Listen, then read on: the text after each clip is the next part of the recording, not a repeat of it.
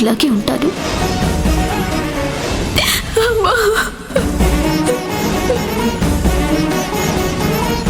నేను దూరంగా వెళ్ళిపోతున్నాను.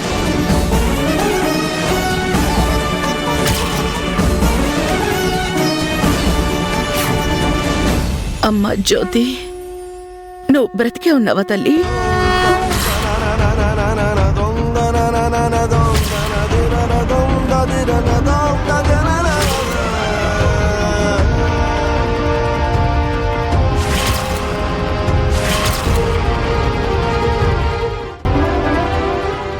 డాక్టర్, మా అత్త ఇన్ని రోజులు గతం మర్చిపోయింది. తనని జ్యోతి అంటుందంటే గతం గుర్తొచ్చినట్టేనా? ఆవిడికి గతం గుర్తొచ్చినట్టుంది.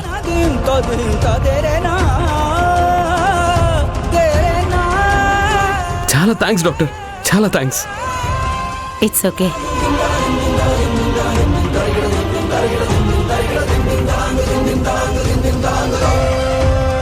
అమ్మా శారదా, అమ్మా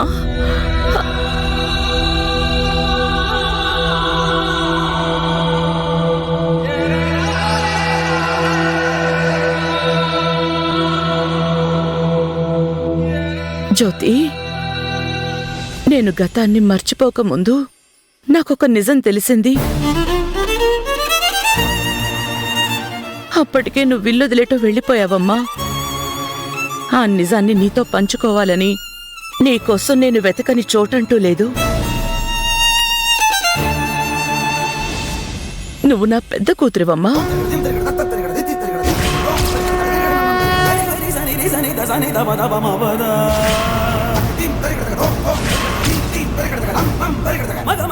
అత్తయ్య, తను నీ పెద్ద కూతురేంటి? అవును రాజీవ్, తను నీ మరదలు.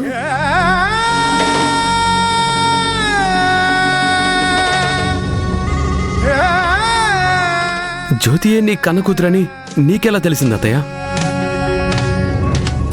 చిత్రంజన్ జ్యోతి చిన్నప్పటి ఫోటోని ఆధారంగా చేసుకుని ఇప్పుడు పెద్దయ్యాక జ్యోతి ఎలా ఉంటుందో ఊహించి నా పక్కన జ్యోతి బొమ్మ గీశాడు.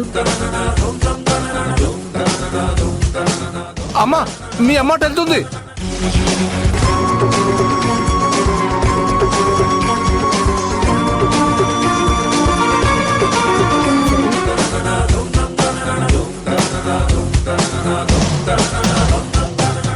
ఆ ఫోటో ఉన్న కవర్ నాకు చేరింది. అది చూశాక నేనెప్పటినుంచో వెతుకుతున్న నా కూతురు ఎవరో కాదు, నేను ప్రేమగా చూసుకునే నా జ్యోతి అని అర్థమయ్యింది.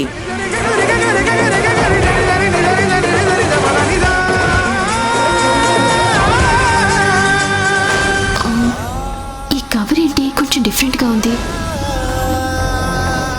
అసలు దీంట్లో ఏముందో చూద్దాం.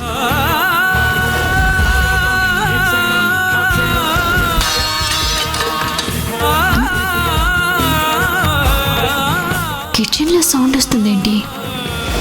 నా తల్లి ఎవరో తెలుసుకునే అవకాశం ఆ దేవుడు నాకు ఇచ్చినా కూడా నేను ఆ ఫోటో చూడలేకపోయాను. ఆ రోజు కనుక కవర్ తీసి నేను ఫోటో చూసుంటే ఇక్కడికి వచ్చేదాన్నే కాదు. నా కథ మరోలా ఉండేది.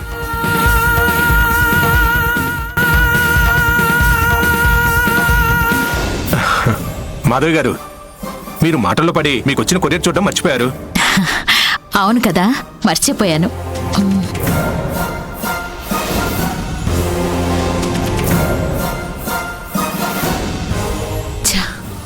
నేను ఆ రోజు ఆ కవర్ చూసుంటే వీళ్ళ సంగతి అప్పుడే తేల్చేదాన్ని.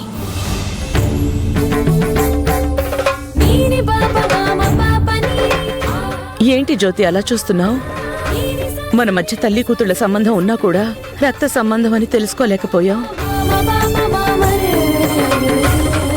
ఏంటి శారదాను అనేది? నీ కూతురు గురించి నువ్వెతకడమేంటి? అదంతా తర్వాత చెప్తానమ్మా. సర్లేమ్మా, విను. నువ్వు అనుకున్నట్టు తను నీ కూతురు జ్యోతి కాదు, నీ చెల్లెలు వాగ్దేవి కూతురు వర్ష.